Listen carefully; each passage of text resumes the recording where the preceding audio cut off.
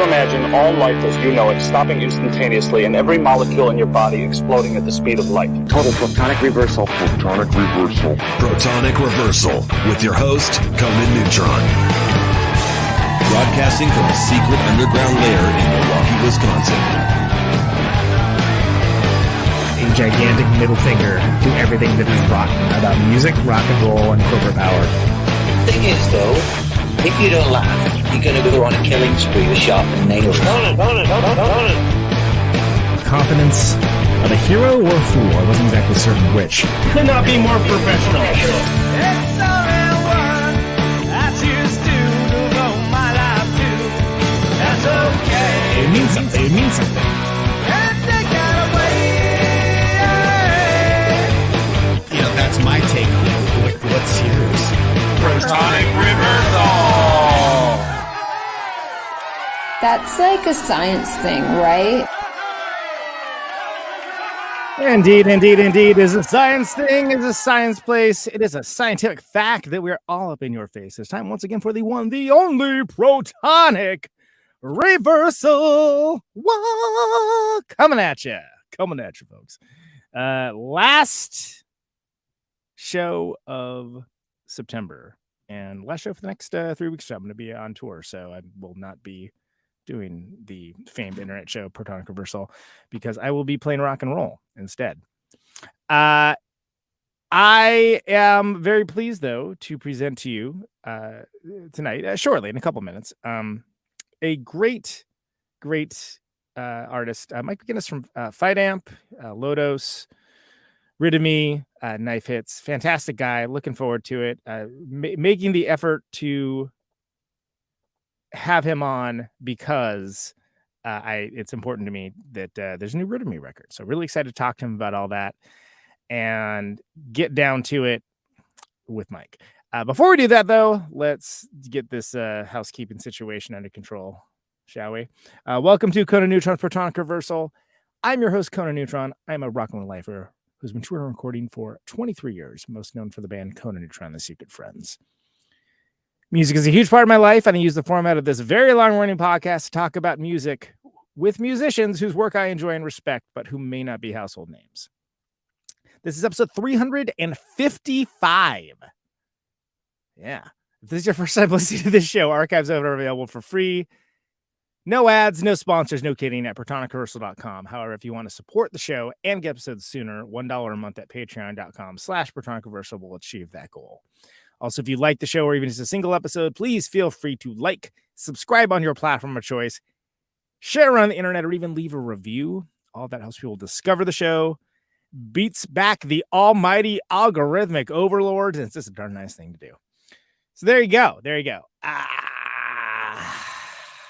Yeah, I should start mentioning when I have tour dates on this show. But yeah, Conan Neutron, The Secret Friends, out with the Long, West Coast, Phoenix, LA, San Francisco, Sacramento, Reno, I should know this, Eugene, Portland, Bellingham, Seattle. Bellingham is part of Bellingham Exit, and Rat City Recon is in Seattle, which is with Big Business and Nuclear Dudes and many others. And it's going to be an amazing time. Anyway, neutronfriends.com, neutronfriends.bandcamp.com for that information with the mighty Lung in support of our split LP called Adult Prom. So I am fully focused on that, except for the next hour and a half where I'm fully focused on Mike stuff, because I'm really excited to talk to Mike about the brand new Rhythmy record, which is totally awesome. Mike, welcome to the show, man. Thank you so much for having me. It's awesome to be here. I've been hoping to come on for a while now, so I'm really stoked to be here talking to you. I have thought of asking you to come on for a while now as well. But it's like, there's a lot of people I think about it. Same. So 355 of them, as it turns out. Yeah, I'm happy to be 355. Yeah, there you go. It's a magic number. So there's been a few Rhythmy releases. This is the second record, though, right? Yeah. Is that correct? Because I remember there's the there's like a couple, like, do you call them EPs, where it's like, yeah, it's an EP, right? Kind of EP-ish, like a single with some extra stuff. Like, the first thing we did was an EP. It was four songs. The first things that we recorded, it was with Nick, that that plays in Multicult. We recorded it in Baltimore, and that was one of the 355 actually. Exactly. Yeah. And that was, I think we recorded in January of 2020, and we know what happened right after that. So nothing, right? Nothing happened. It wasn't nothing. Yeah. You could put it that way. You could put it that way. Yeah. And so all those short releases were sort of born of like not being able to play shows. Sure. And we made a full length, and we were like, what do we do to fill the gap and have some fun and do things together creatively? And it was just to like cover some songs and just do some short releases in the interim. And so I don't think they're EPs. A lot of them are covers, B-sides. It was just something to do to make art. Yeah, there was definitely a moment where like, are they pivoting to be a covers band? Like, because they're doing a pretty good job. Like, they're good covers, but like, I didn't expect this. Yeah, it was literally born of the pandemic. Like, let's just have some fun. Tracked a bunch of drums to a click and just DIY. We recorded them. A lot of what you hear is in this space I'm sitting right now was recorded. So nice. Yeah. So let's, and we're going to talk about the new record, but as well. But I want to kind of get a timeline just for how Rhythm came to pass, because I know there's kind of like a sort of amoeba like conglomeration of different bands and things like that. I know you explicitly from Fight Amp, which I only saw you play one time. It was with Kowloon in Oakland. Okay. That was a good show. It was a great show. I was uncharacteristically well served. Okay. But I saw a UFO that night. Did you really? Okay. Well, I can't. Well, I can't take credit for that, but yeah, maybe you never know. But they said it was an ICBM, so whatever. But great show, and I was familiar with you guys' reputation only, and like heard a couple songs, but I thought it was awesome. And then, but I didn't keep a like close track of you guys, and then I was like, oh, they're not around anymore. Like what happened? Like in that way that people just are like the terminally clueless, or maybe the nicer way to put it is don't live on your coast and are less clued into the local scene would be aware of. So Fight Amp, what happened? It ran its course, and we I think had the self-awareness to know that. Interesting. Okay. We started to make another record, and even the final record we love. I think it was all of our personal favorites, but we really wrung it out of the sponge. You know what I mean? Like, and it wasn't coming as easy maybe as it was in the past. I mean, it did click, but yeah, I guess you could put it that way. And then basically we started making another one, and it felt like it was like we wanted to do something else. It felt almost like another band. So got it. Yeah. Jon and I specifically, who were in Fight Amp from start to finish, we founded the band and ended the band. We kind of had to sit down, and we were like, do we want to do like kind of a lackluster next album, or maybe we just want to do something different? And we just decided to just end on a high note. And yeah, I have no regrets. When I think of Fight Amp and the course that it ran, I think that it's very appropriate. So yeah, I mean, it didn't seem like you guys were setting yourself up to be like do like a Rolling Stones thing or something necessarily. No. Like it's sort of like, was it built for a good time, not a long time? I don't know. Yeah, we had a 12-year run, and I think that it was exactly what it should have been, and I like that. Instead of doing some like and then we lasted 3 more years and we put out a record we don't really like that much, like so I'm happy we went that way. Well, and there's something to be said for going out as a band, like still doing your best work too. Yeah, that it's. Like there's always the band's like, oh, you should have quit an album sooner. I know, and I mean, yeah, I know, and I know you're someone that pays attention to like the history of bands, and we are too. So it's one of those things that it feels nice now in retrospect to say, hey, like this is the note we ended on, and we're proud of it. So yeah, you and I left think- on top, right? For lack of a yeah, better term, you know? at least like creatively, I can listen to that last record and say I love this record, Mhm. and I'm very happy because I know a lot of bands sometimes don't get to do that. So Right, yeah, exactly. It's like all you're hearing are the contractual obligations, or all you're hearing is the oh yeah, obligation rock. oh my god, I love that. Oh, God. So I can't have just thought of that. Somebody has to have a song Yeah. called Obligation Rock, right? I love it though. I love it. Yeah. Well, and then also, you know, it's a long time for a band within the underground. That's a long time to be operating as well. And sometimes you like, okay, maybe it's time to try something different, right? And it's you know, that's nothing wrong with that. And we never stopped playing. We immediately started doing low dose, and that was just sort of taking like a left turn. But like, you know, obviously people will listen and hear the parallels, but that's just because you can't. It's the anytime you have the similar-ish people in it, like of course there's going to be some parallels. What do you think is going to happen? Yeah, like no, right. Like you write the way you write, you play the way you play. Sure. And unless you want to completely abandon like your strengths, like there's always going to be parallels. I think that's a good thing personally. But no, absolutely, and especially like for musicians that kind of find a voice, find a voice with what they're doing, and you know, isn't necessarily being like the best at being what you do, but you have your own voice. Then like there's the lovely and privileged few that can like just invent themselves and it's be just as badass and different. But like, you know, hey, some people never find a voice at all. So it's like if you have one, use it. That's how I feel too. Yeah, for sure. I think a lot of the guests that you have on this show are people like that. Right.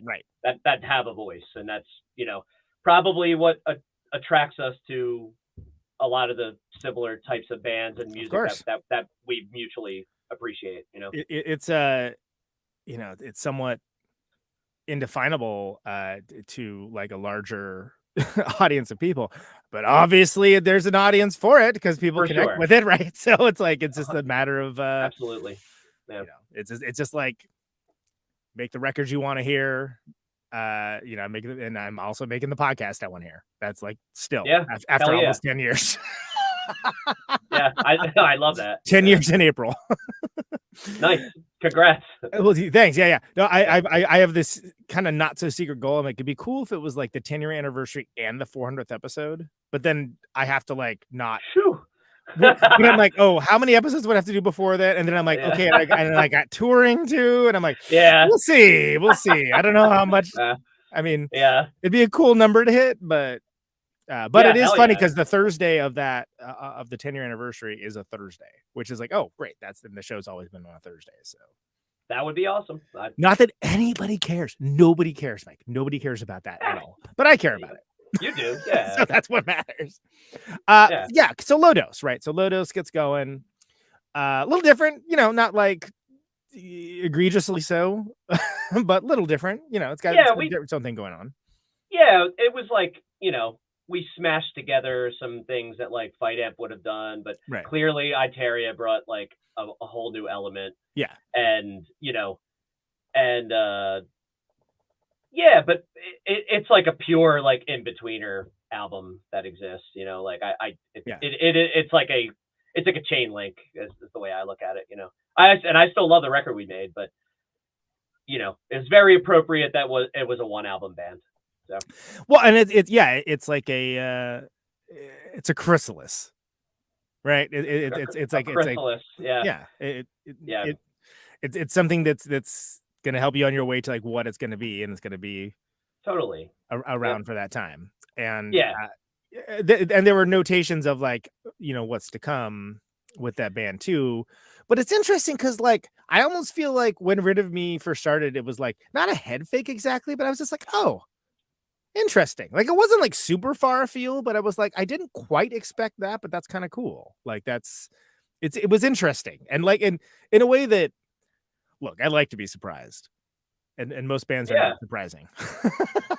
And there's you know, surprise doesn't always mean good, by the way, but like, oh, I know, yeah. But it was a nice surprise, is what. That's great. Yeah. I mean, it was a little bit of a bumpy ride just because of what was going on around us, and but the start of Rid-a-Bee was a very like, we didn't talk about it on social media or anything, but behind the scenes, like Lodos was pretty done.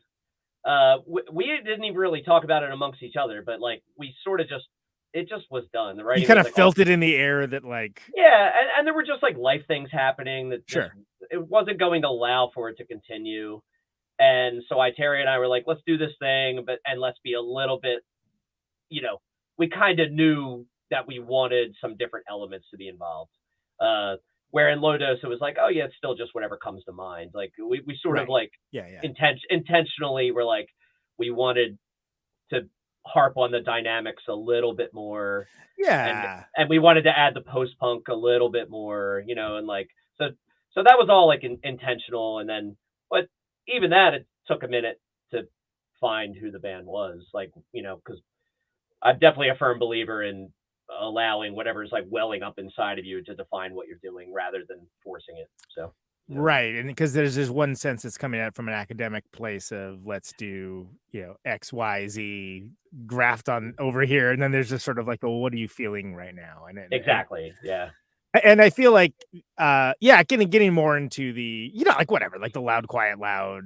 I always think back to one of my favorite bands of all time, Unwound, right? Like that kind of thing where it's like the dynamics, like it would like go low and then like it'll just like nail it against the wall. Yeah, exactly. Like things that would work in an arena and a basement, but for different reasons.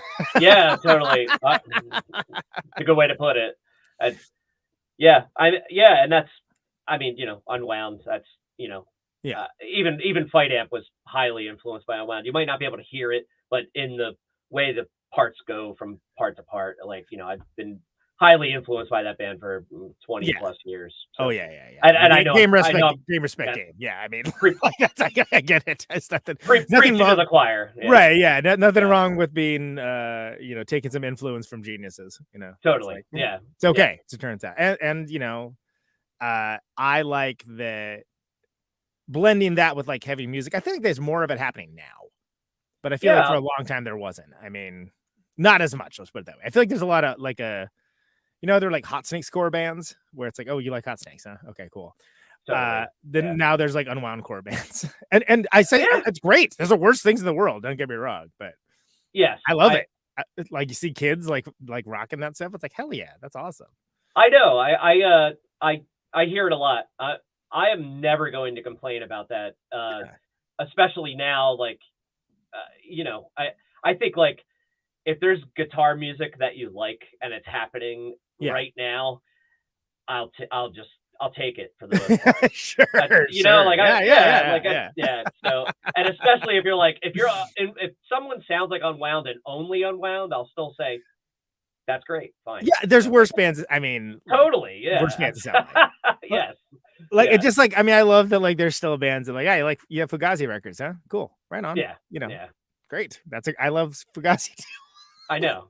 That's a good thing. It's great. Sure. Yeah. They never made a bad record, And then every once in a while you'll see someone that's like, wow, I know we listen to a lot of the same stuff, but I can't quite put a finger on where the hell you're coming from. And that's even more encouraging. Anyway, that's neither here nor there.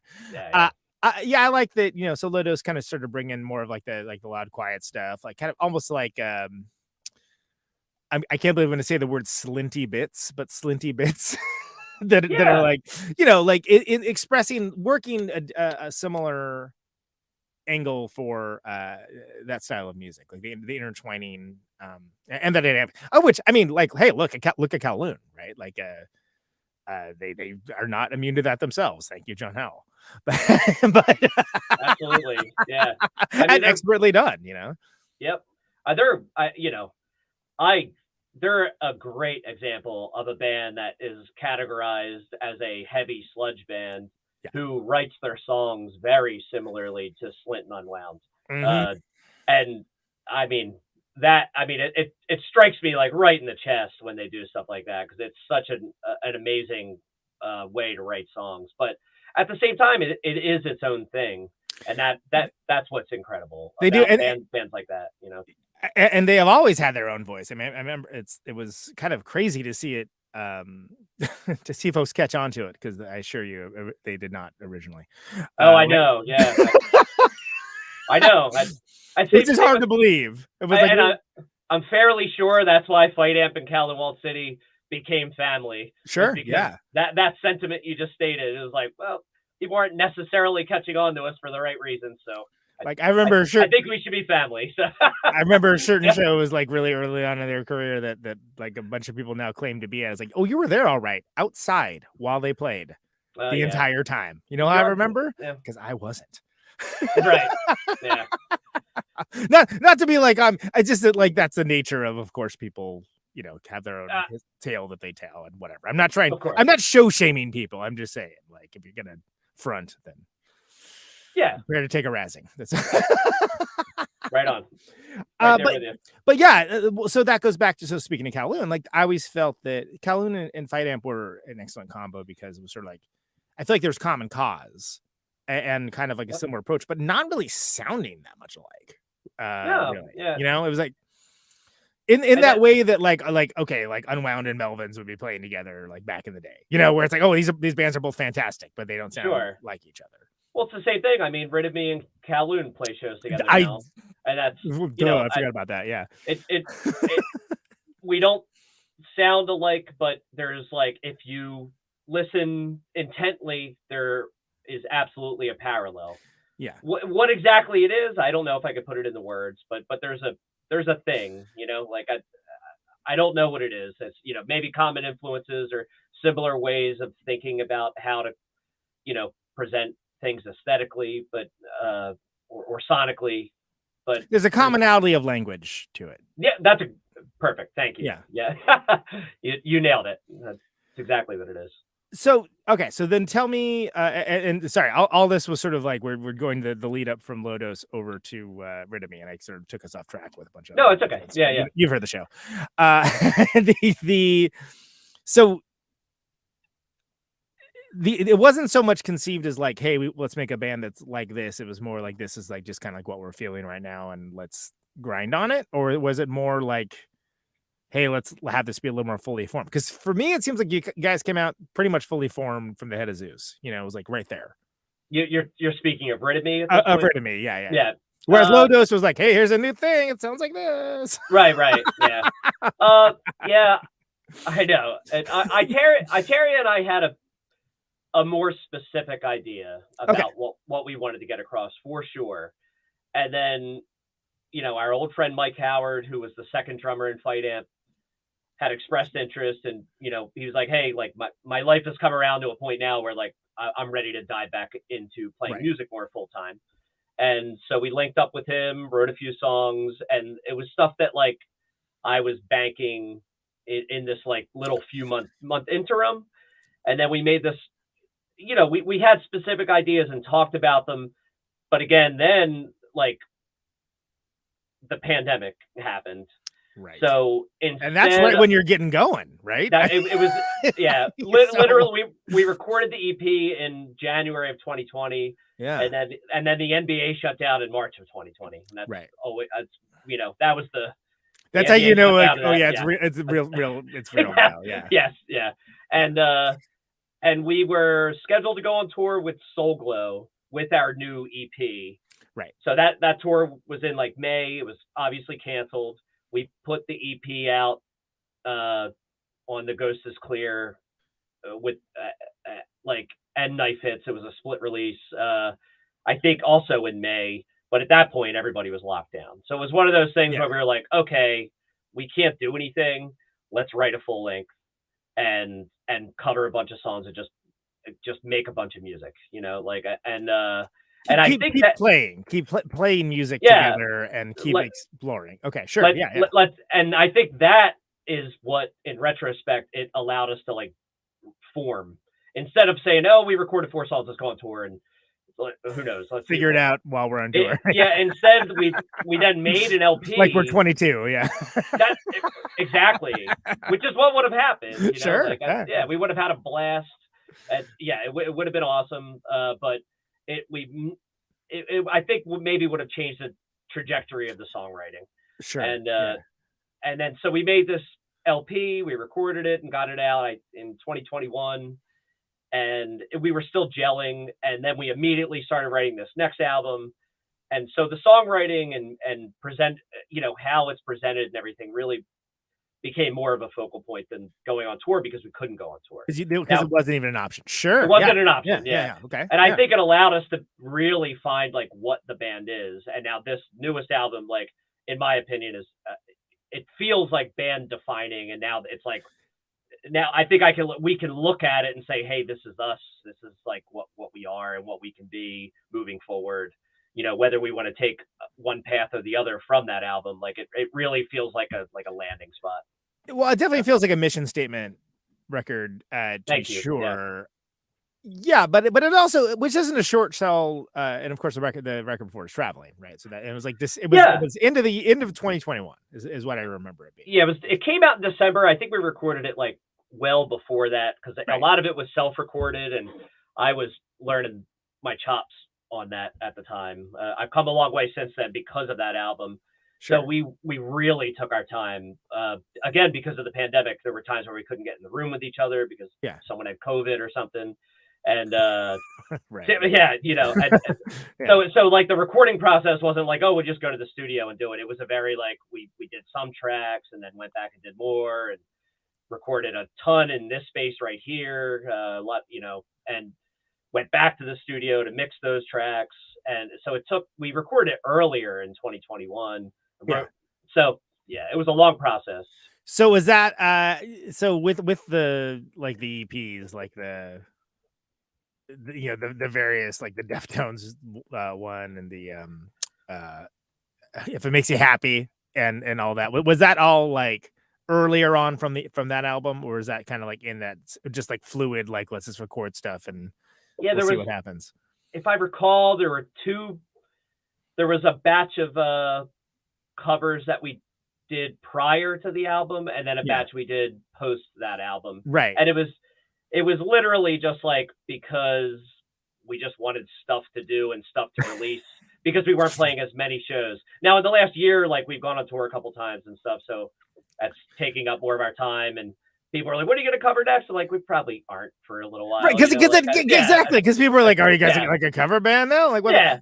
But then by the same token, I've been in like in my previous bands, like getting everyone to agree on a cover was just impossible. Like completely, to the point that like we just didn't do it. That was like the Replicator thing, right? Well, and what happened here was, our drummer Howard he just said, hey, just give me a list of songs. And then he just went on his own terms, on his own time to the studio and recorded everything to a click. Interesting. Okay. So that's got it. So we just had this batch of drums of covers. And then anytime we would get the itch and we were like, I don't know, what do you want to do next? We would just be like, let's just do this one now.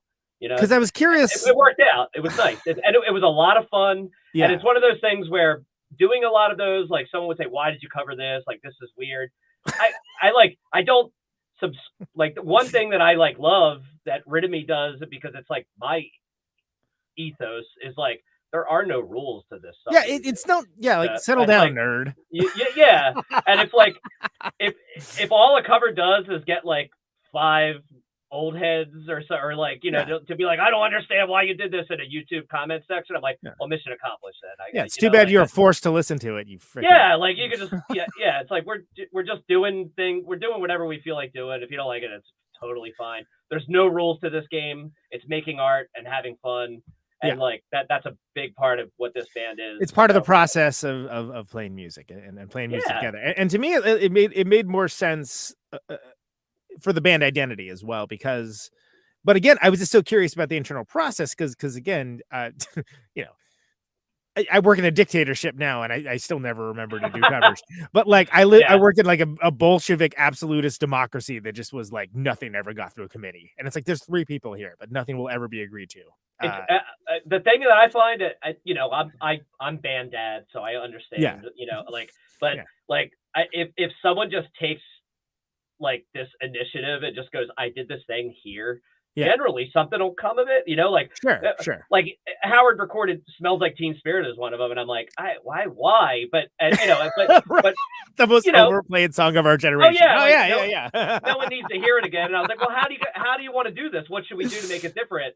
Yeah. You know, and Itarya was like, how about nothing? Because that is like, everybody makes it different. What if we do it right down the middle, but just fuck up the guitar lead? And I'm like, that's pretty funny. So it was like, it was just tongue in cheek and fun, you know, and it's like, we're not putting it on an album. It's going on a tape and we're making 100 of them. And that, like, you know, like, but of course people were like, well, why? And I'm like, well, I asked the same question, but we did it anyway because it was just fun, you know. Well, and then there's the idea that it's like you're not making some mission statement or something. No. It's just like you're just playing music, and I think people have a tendency to both under and overstate creativity and releases as like mission statements. And it's funny that they can do both at the same time. I know, yeah. Yeah.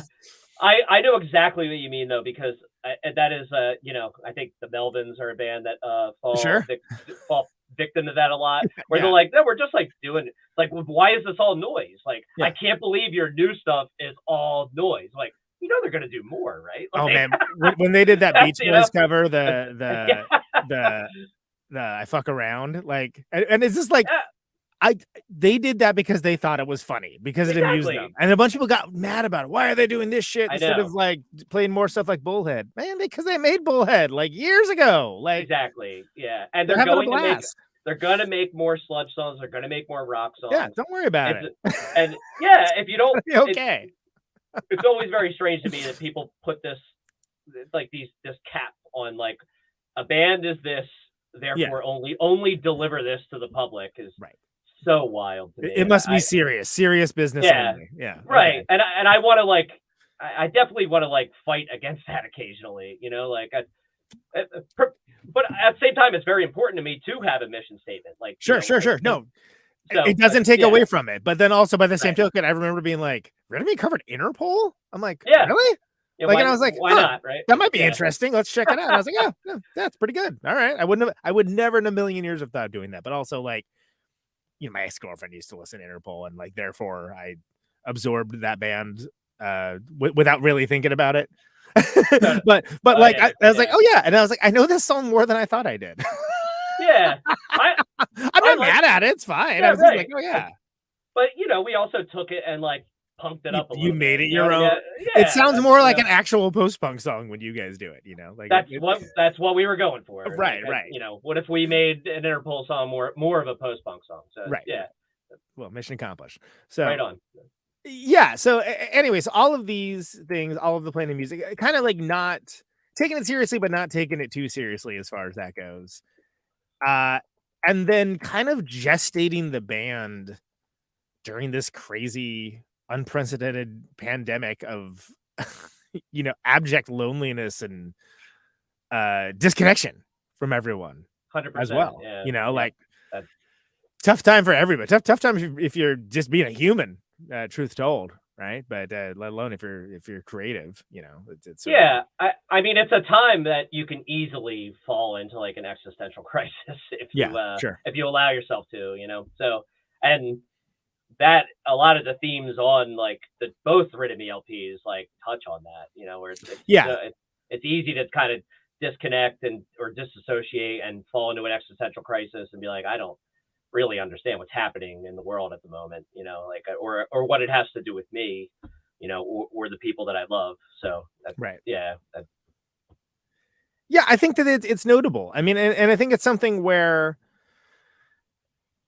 I think there's acknowledgement of that within the tone and sound of the music, but then also like there's definitely I don't know.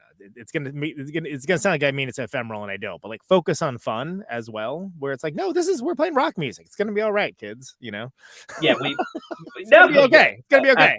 Yeah, it's funny that contrast. That's it's cool you picked up on that. That is like, it's like I don't know if that's intentional, but that is a notable contrast of the band and the music we make and the times we have. You know, we might be playing like a song that is about some of the darkest personal topics, but we still have like smiles on our faces because you know you're gonna be all bummed out when you're like playing kick-ass rock music with your friends. I mean, we're all on exactly right, and we're all here's the world smiles violin. You're on tour. Why? Everything's terrible. I know, right? Yeah. Bummer. Right? Yeah, and I, you know, thoughts and prayers. Right. Yeah. And we're all like, you know, either approaching 40 or on the other side of 40. And we're gonna enjoy what we're doing. It's not all. It's not like we might be writing bummer jams for the most part. There's some stuff that celebrates some positivity, but maybe only 20% of it or so. And but you know, we're gonna have a good time while we're doing it, or else we're not gonna do it. That's just, you know, and that's the whole, like, there's no rules. If you know, if someone wants to implement rules, like you're not allowed to cover this, or don't call 7 shows a tour, or whatever you're, you know, do not get me started on that. Right. I will run wild. You know, you know what I mean. Don't wear this on stage, but wear this on blah blah blah. Like, no. That's why I got into punk rock, because I wanted more rules in my life. Exactly. You know, I just don't have any time for that stuff anymore. You know, it's about enjoying ourselves and having a cathartic experience with people that are there enjoying things with us, with the other bands that we get to see them doing the same thing we're doing, etc. It's a communitarian effort for sure. No, and like part of it's, I think you mentioned too, like, you know, when you're, and I'm definitely well past 40, but like that's the Rubicon of like, okay, you're a lifer now. Yeah. Like, either you're a hobbyist or you're a lifer. Those are not the same things, by the way. They can be, I know, but it's like, no, if this is important to you, and if you've made these life decisions where you're not going to have the picket fence, you're not going to have the, you know, like this blues band Tuesdays, and that's what your band is, you know, like, then totally. Okay, then what does it mean for you, and how can you find success with it and connection and be doing something artistically valid in a world that supports literally none of that? Absolutely. Yeah. And to make sure that you're enjoying it. Ideally. Yeah. That's nice. Yeah. Not assured, but I mean, it's nice, you know. Well, yeah, certainly not every moment. That's for goddamn sure. My man. Yeah. Yeah. But, you know, I feel like that you've done a good job of keeping things kind of adventure based. You know, when you're going out with bands that you love. You're reaching new territory and doing stuff, but not like overextending, like trying to like just push on it. Like, it seems like there's a more, like, relaxed is not the correct term, but yeah, it's not. I know it's not relaxed, but it's not like there's a certain kind of like, oh my God, I get it. You're on tour all the time. Great. Good for you. Yeah. Don't bother me. Yeah, sounds awesome for you. All right, later. Totally. Yeah, it's I think it's about like it's about just like managing our time and expectations and energy. And I think like we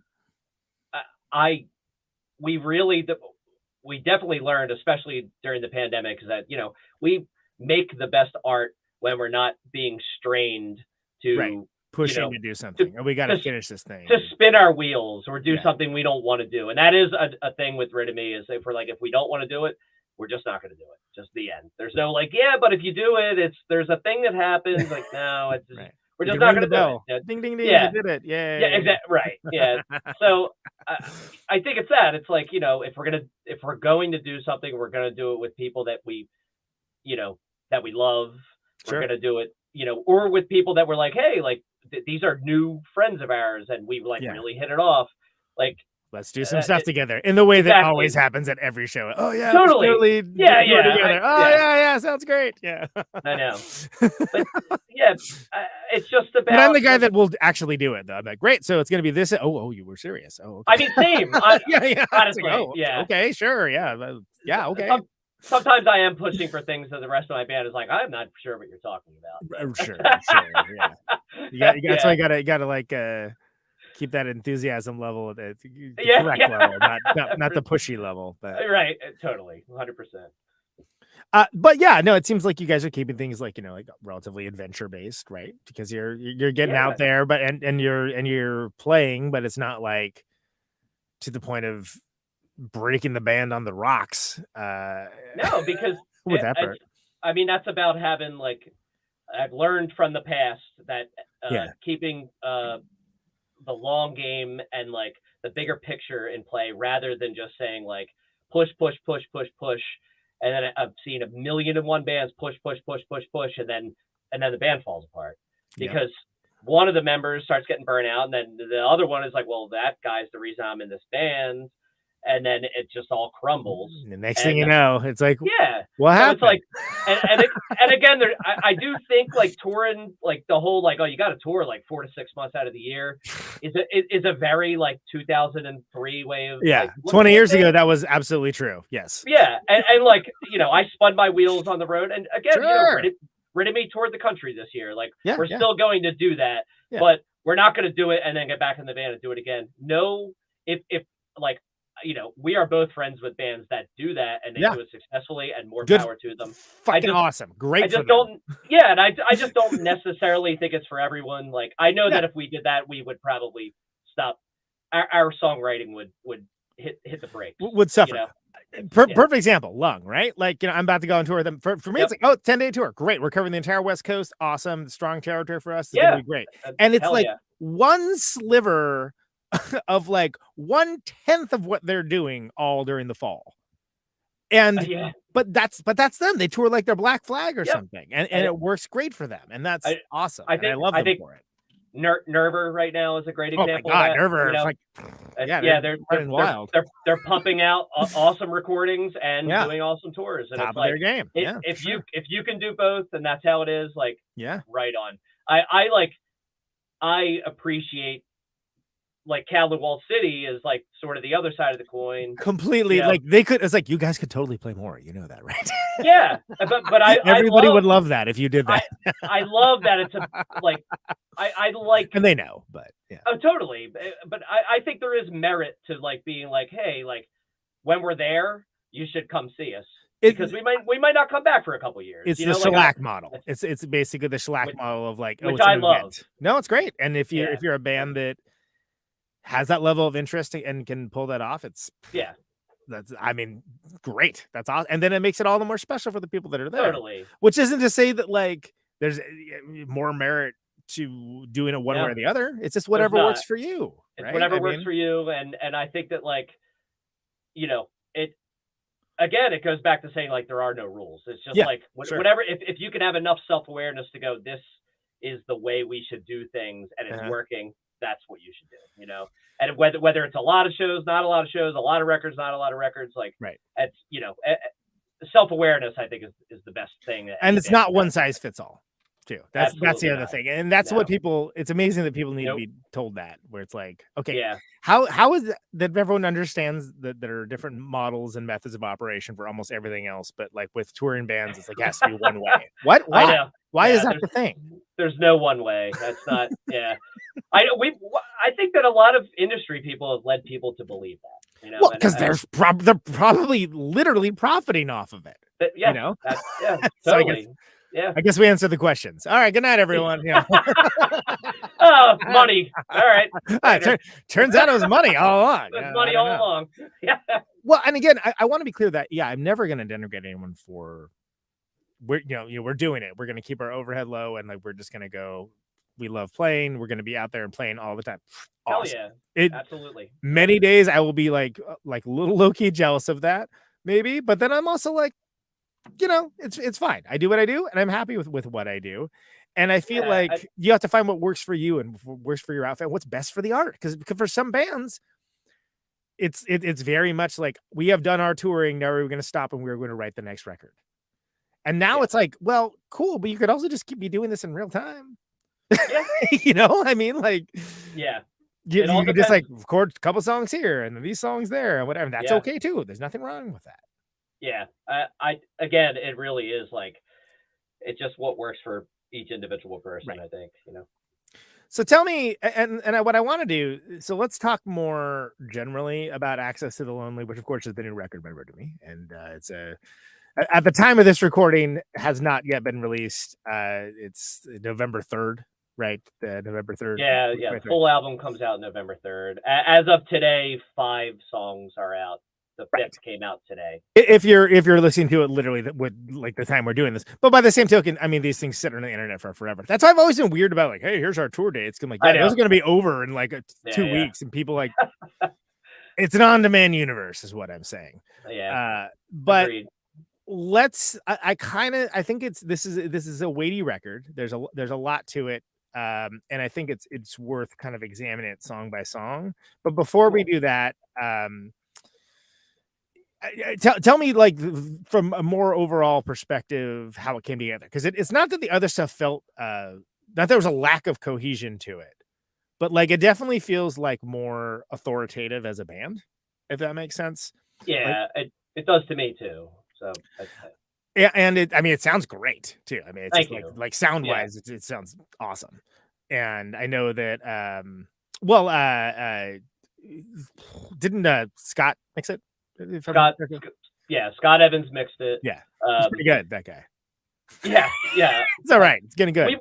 We've been wanting to do something. I know, right? We've been wanting to record an album with him, even in all the way back to Fight Amp, right, for a long time. It just, sure, it's the coast to coast thing. Obviously, presents logistical issues. It must be wonderful if you're a billionaire and you can just fly around your private jet. But yeah, exactly. And we almost were like, we wanted to just do the whole album with him, but our local studio and our local engineers are just excellent. So it's like we, in order to we're like, flying Scott out and everything, it's just like the cost and the logistics would have been a bit difficult. We ended up tracking it with Matt Weber at Gradwell, which is just, it's an amazing studio. He's an amazing engineer. So, but we know that Scott has an ear for what we're doing. For what you're doing. Obviously, one would hope when you tour the band. But yeah.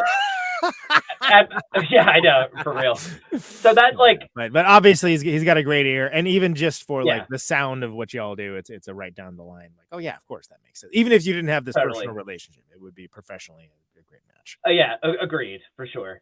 And so obviously the production took a step up because of us doing those things. Like none of it was recorded where I'm sitting right now, which the previous LP was. Right, which also sounds good. Doesn't sound bad. Sounds good. It's just that there's, I spun my goddamn wheels on that thing. So I know it's. I hit some brick walls for sure. So because I'm not an engineer. So what I did on that, I listened back to it. And I'm like, ooh, like I did some things that I didn't know I could do, but I did them. That is one Rubicon I have never dared cross. So yeah, another pandemic thing. I already was like decent at demoing, and I'm like, let me dig deeper. And you know what? It beats bacon bread, man. It's all right. I did a little of that too. But yeah, nothing wrong with bacon bread. That's fine. Yeah. So let's do this, Mike, if you don't mind. Let's we'll go through each of the songs track by track, and what you can do is you can tell me about something about each of them. Maybe like from whence the song was born, the title, anything you can tell me about the message, song content, whatever. Sure. Yeah. Knowing full well that's not necessarily always going to be your bailiwick, but yeah. Yeah, like I don't write any of the lyrics. Sure. So I can't quite put. I know what most of them are about, but I can't speak for Itarya on every level. But I'll do my best. I'd be glad to have her on the show sometime too, just not in the next couple of weeks. She's awesome, by the way. I've not said that before, but I've always been very impressed by her. But right on. Other than at No Coast 2020, right before the pandemic hit, I really didn't have a very appreciable time to actually hang out. But yeah, about 2 weeks for COVID hit. Yeah. Anyway. Yeah, that was right when this band was starting. So that's right. Yeah. So this is your Hocus Pocus by Focus first song, which is Rid of Me, right? Rid of Me by Rid of Me. Yep. And we once played with a band called Call of the Wild that had a song called Call of the Wild on an album called Call of the Wild. We almost called this album Rid of Me. That would be, and there has to be a name for that, like the Hat Trick or something. I don't know what it would be. And clearly, like, yes, it's an homage to PJ Harvey, but also the phrase "Rid of Me" is pretty badass on its own right. It's a great phrase, yeah. So like, yes, we're huge PJ Harvey fans.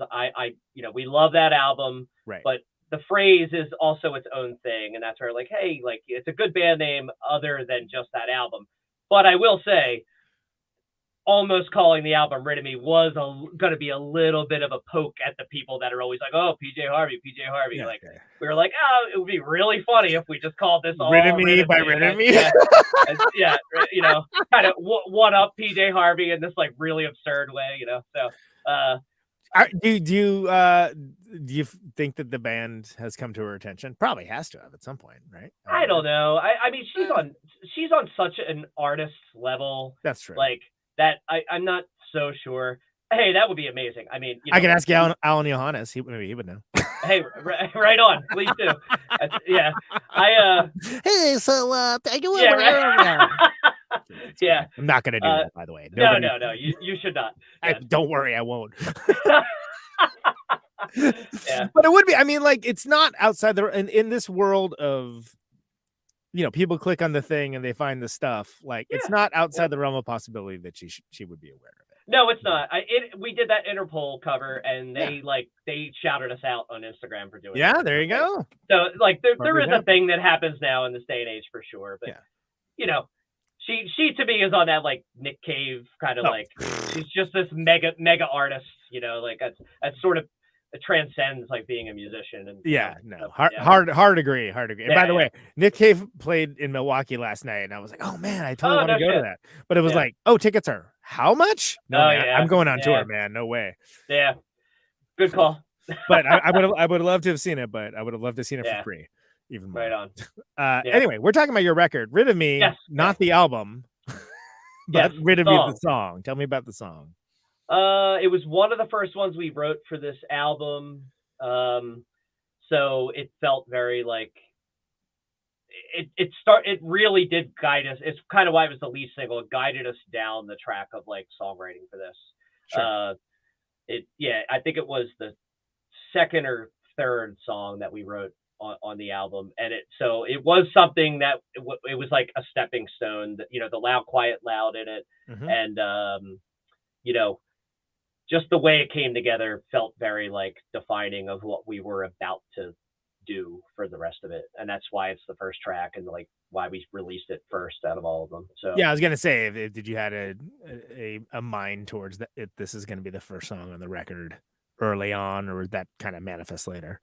Yeah, it was early on. This song order, Howard and I specifically, we did this as we went, as we were writing, and we were moving the puzzle pieces around and what are we missing, and this was sort of always at the top, and you know, I just specifically the way like the guitars were written along with the drums, it just, the main focus was like the dynamics and like the melody. Well, it is very dynamic too, and it kind of sets the tone in a good way towards a lot that what's going to come. Like it does seem like a good opener, but it is funny. Sequencing is something that matters a lot, but like I think some people feel like it doesn't.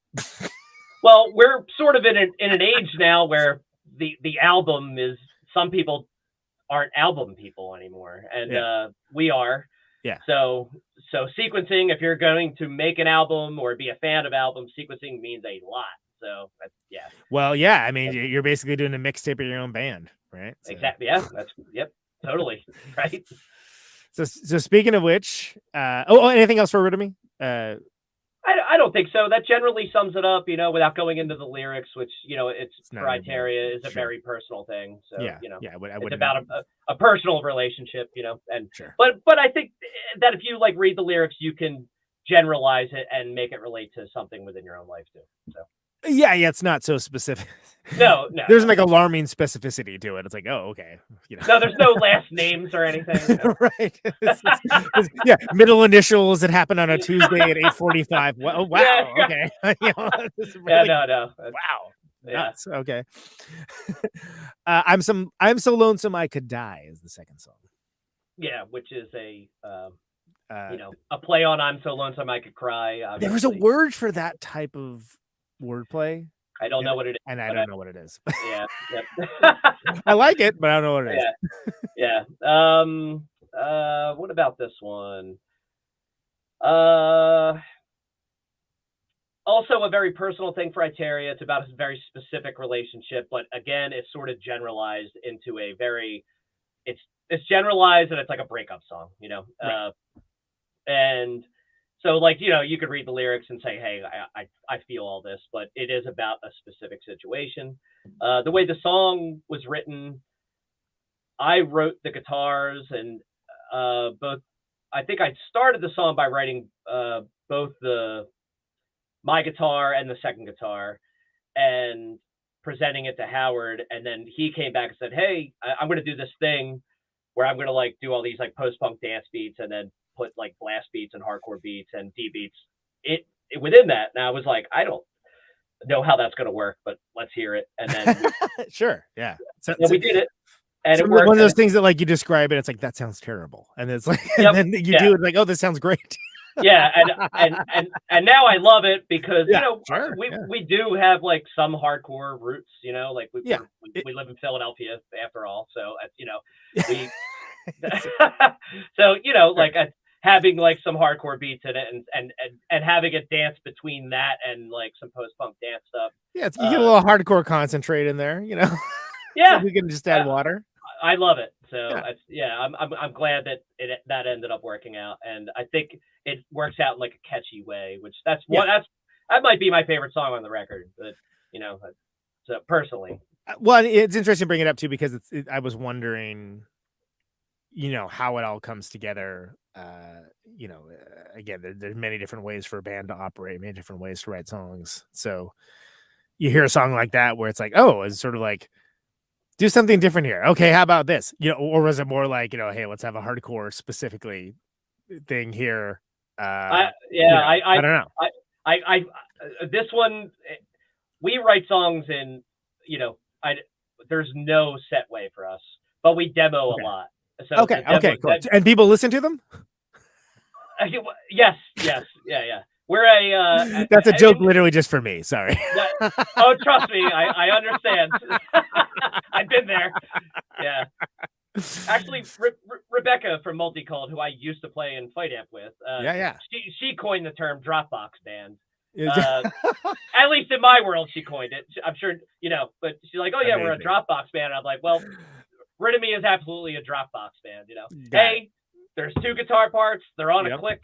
Howard, what do you want to do with these? And he comes back and he's like, I wrote all the drums, and then, you know, we build a puzzle. It does not always happen that way, obviously. Sure. But that one did happen that way. So that's all right. There you go. So how about Cut? Yeah. So I guess this is like the big heavy of the record. It's got a ripper guitar lead in that too. That's good. Yeah, it's like I guess it's the big. It's got the big, like, you know, monolithic riff. And it has a guest solo on it. Our friend Harry Lannon, who plays in a death metal band called Cognitive. They're like on Metal Blade. He did the guest solo. He's one of our fill-in guitar players. He toured with us in December. Oh, cool. So it was last December, and we were in the middle of writing this song. And so we were like playing it. We wanted to play it live for the first time on that tour. So we were like, hey, since you're, you know, he's a shredder, and we're like, hey, like I knew I wanted a lead in that spot, and I was going to write one. Yeah. And I was like, well, you're a lead guy, so you're a solo guy, so you're about to play with us. Why don't you write one, and then you can record it on the album? And it sort of happened because he was going to tour with us. So that was very natural. He lives like a block away from me. He's our homie, you know, so he's neighbor, friend. And I'm sure he'll do another tour with us in the future. I've heard that characterized as stunt guitar before. By the way. That's he is a stunt guitarist for sure. Yeah, he's ridiculous. He's one of the best guitar players I know. So that might be an Albinism. I can't remember, but I was like, stunt guitar. That sounds awesome. It sounds like an Albinism. Cool. Yeah. So yeah, I guess that's that one. It's again another very personal batch of lyrics from Itarya, and the music is I think it's the big heavy of the record. You know, it's got that big old heavy fight ampy maybe sort of, you know, riff. So and sitting like in that third spot, that's a good spot for that kind of feel for me, for my taste. Yeah, well, and those first 3 I think like cover like the ground of what's about to come, and that's sort of why we sequence it that way, you know. Sure. It's Pavement's next. Yeah, that's the Unwound influence song. No, was it? Yeah. No. No, it's fine. Yeah, for sure. I love to hear it. Yeah, and this was one that we, because this album is way more of a 2-guitar album than the last one. And there's a lot of guitar interplay.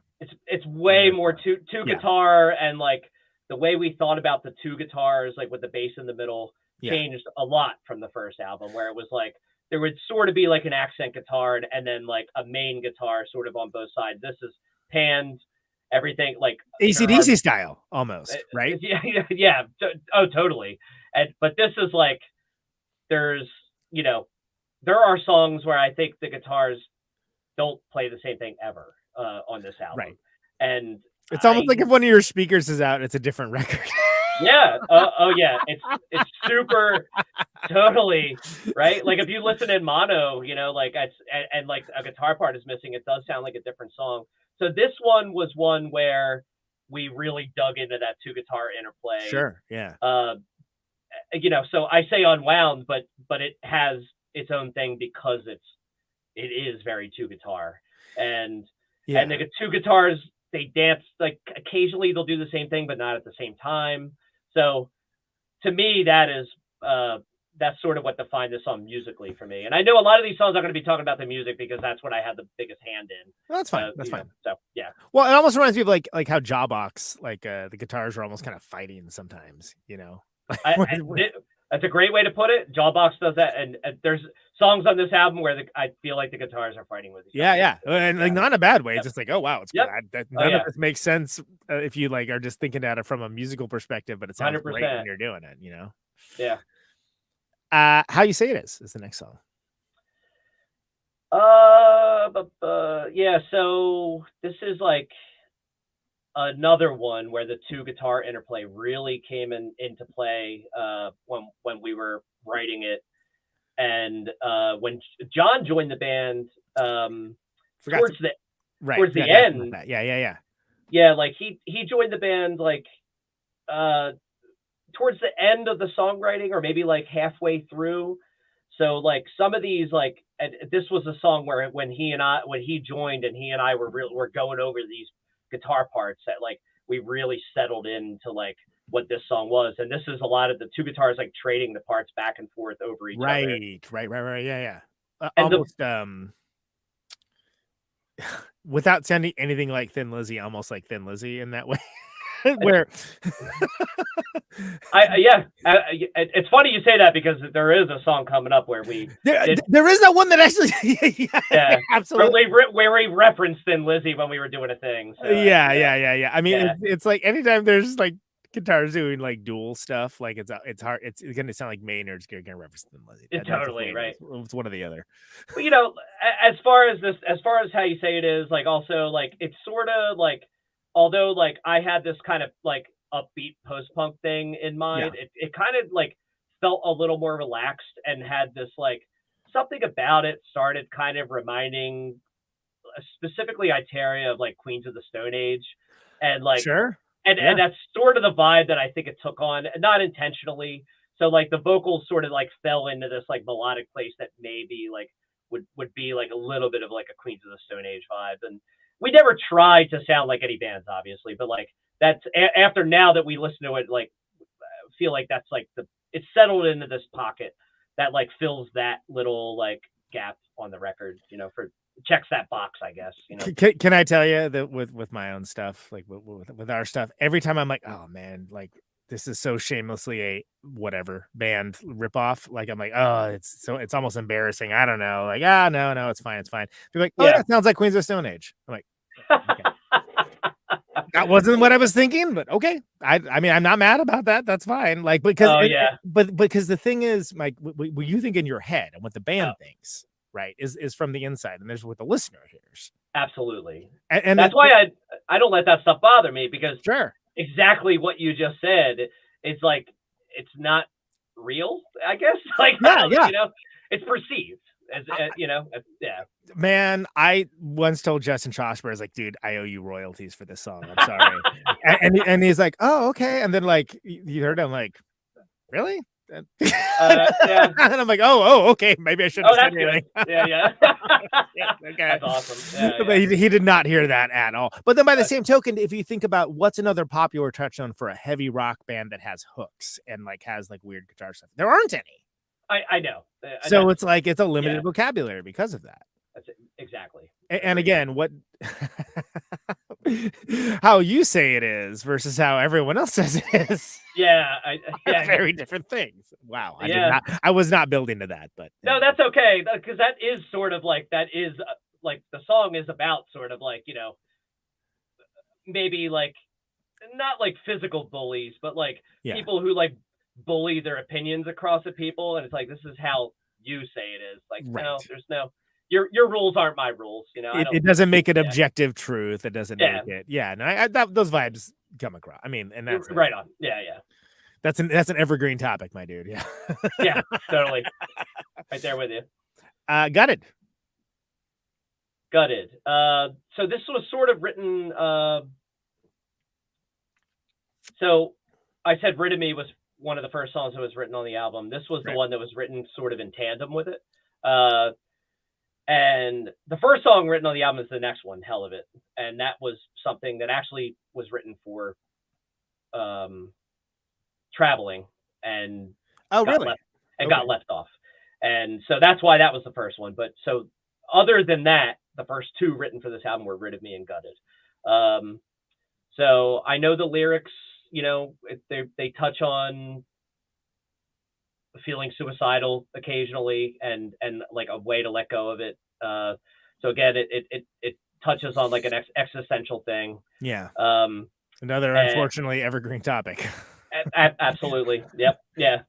As a lot of the subject matter in this record, they are evergreen topics for sure. And but as far as the music is concerned, it kind of sat around for a little while, being like not having bass or second guitar. Like Howard and I wrote it, and I just had my guitar parts and we just had the drums. And it took like Jon joining the band and him like starting to form second guitars along to mine.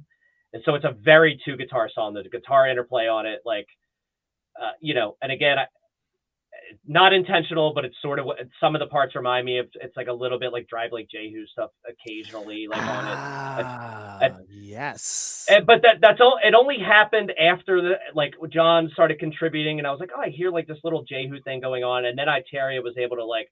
But in a very specific Jehu style thing, and I know the thing you're talking about. You do, like, yeah. But I wouldn't. The slidey heavy riff. Yes, totally. Yes. As someone that attempted to rip John Reese off for 10 years. Yeah, right. And mostly failed and came up with my own stuff. Yeah, right. Same. And and we were like, we wrote maybe like 3 or 4 different bass parts for this, and nothing. It was one of those songs that like hung around, even though it was an early thing. We didn't complete the writing on it until later in the songwriting.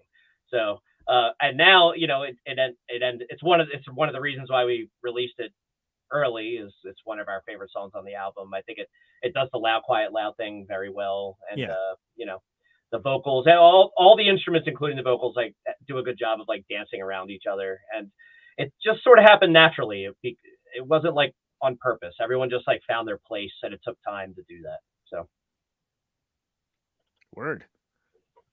Hell of It is next. Yeah, so like I said, this was the first song that we wrote. The very first.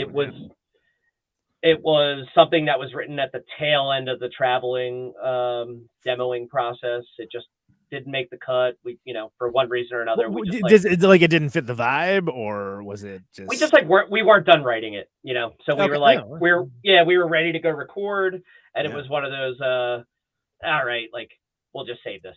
And then we saved it. Sure. And, yeah.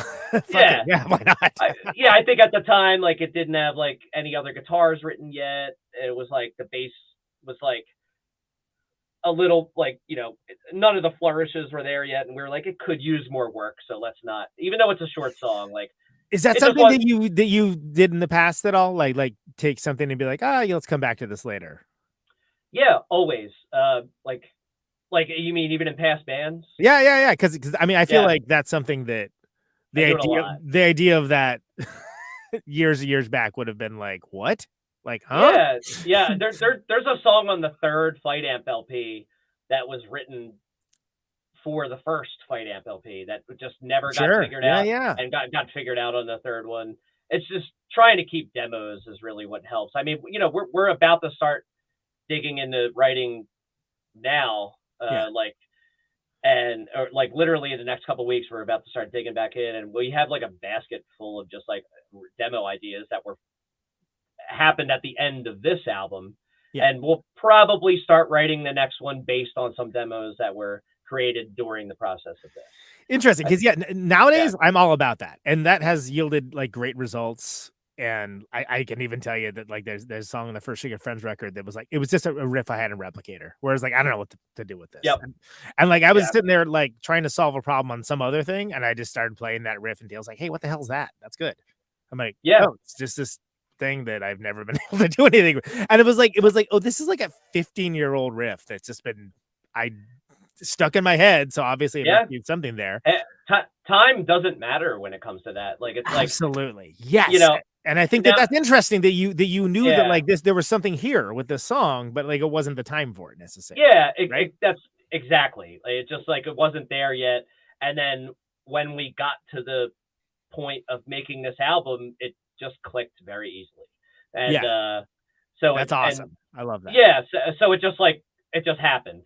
And this is the song that spawned like the whatever you want to call it, character or persona that's on the album cover. The devil made of access to the lonely. It's sort of like maybe your id or your inner self that wants to do all the terrible things rather than it's and like part of your psyche that answers to the reptile brain, and that's what the song's about, and that's what spawned the album title and the album imagery and all that. And again, this is gonna be very boring for the podcast listeners because I'm doing a visual thing. But this is the actual record cover. But there's a series of these pictures that are kind of like interconnected in visually interconnected in a way that there's like some thematic element to it.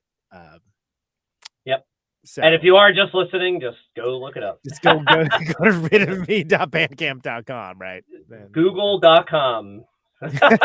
Go to google.net. God, I fucked it up.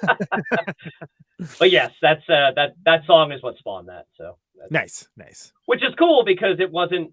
It was this where the song came from. It's kind of ironic that that's the one that sort of spawned some of the aesthetic themes.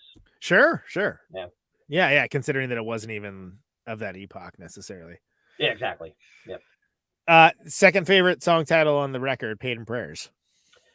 Yeah, it's I mean, thematically, generally, it's about fuck capitalism. So right, I could say that out loud. Obviously, you're very brave. Yeah, right. I know. I'm amongst people that feel otherwise here. I don't know.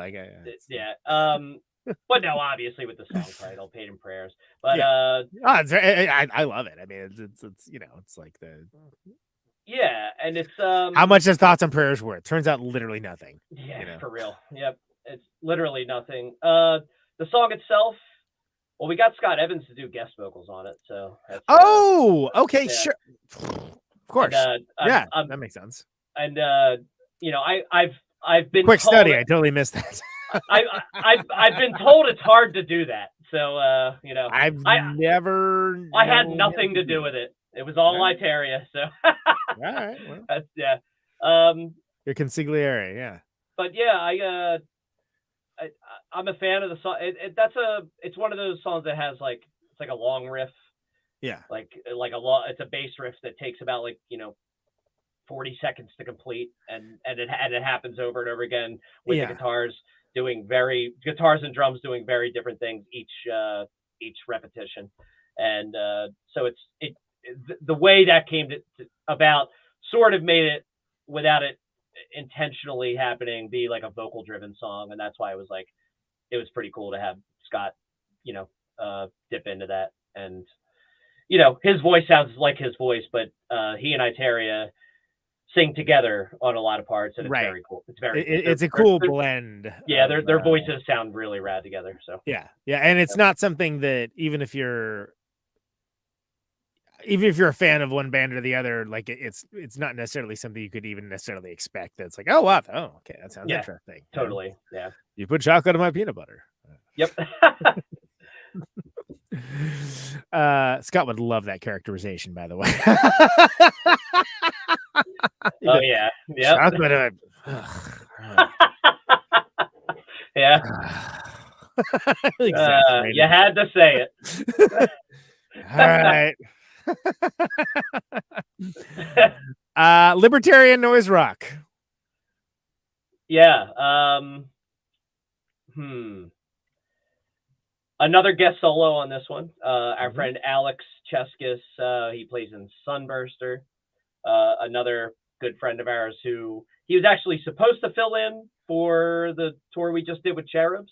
Okay. And he had to bail 1 week out because he is the head IT guy for the Philadelphia Inquirer, and they were hacked by Russia that week. Oh my God! It was like, it was on like AP, like international news. Yeah, man. And so it was just like they're like one of the biggest newspapers in the country. It was wild, and so we had to like scramble. Luckily, our friend Nick like hopped in, so.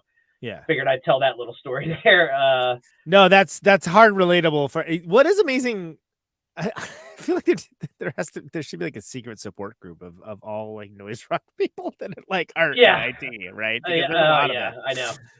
Yeah, as it turns out, all right. Otherwise, the obviously the title is a little bit of a thumb in the eye of there's a lot of, I guess, libertarian ethos within the noise rock community.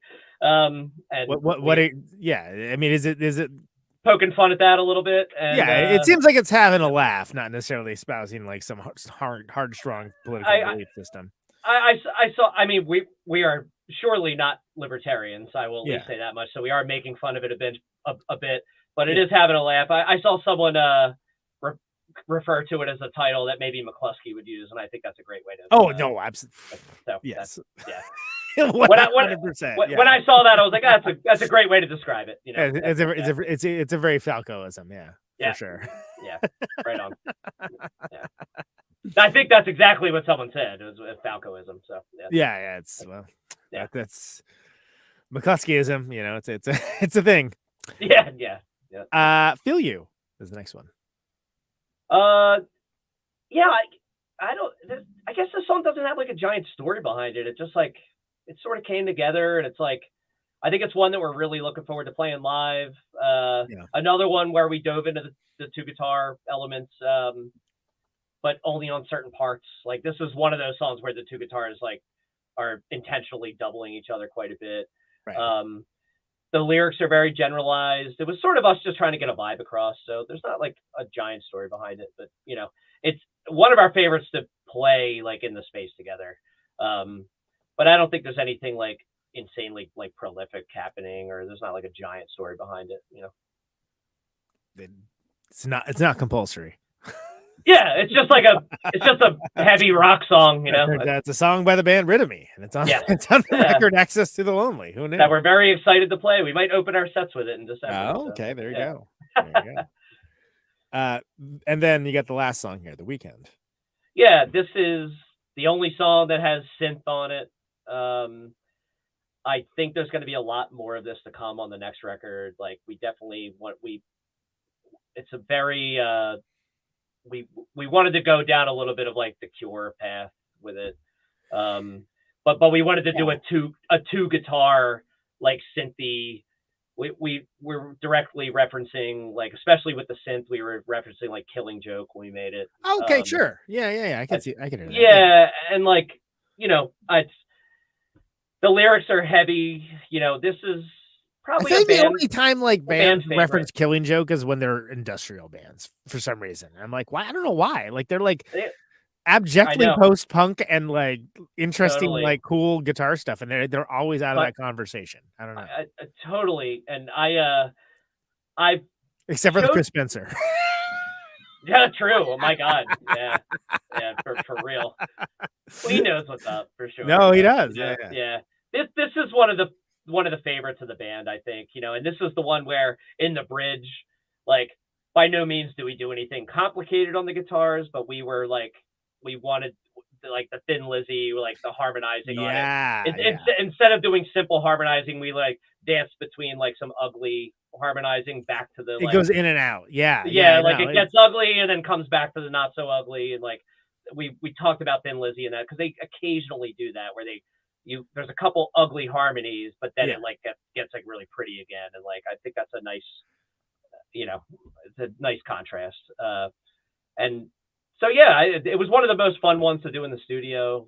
Matt, who tracked the album, played the keys on it, and we did it on the spot, like instead of writing the keys in advance. Like it was something we wanted to make in the studio. So that's the next single that comes out. We're really stoked for that. Cool. Like